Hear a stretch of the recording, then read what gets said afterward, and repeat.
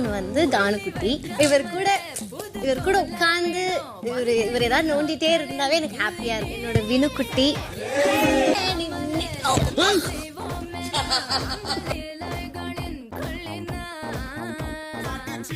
ஏதாவது முரட்டு காலை ஏதாவது கொண்டு வாங்க.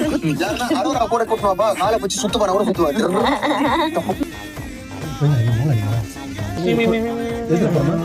தாத்தா உங்களோட 60 கல்யாணம்.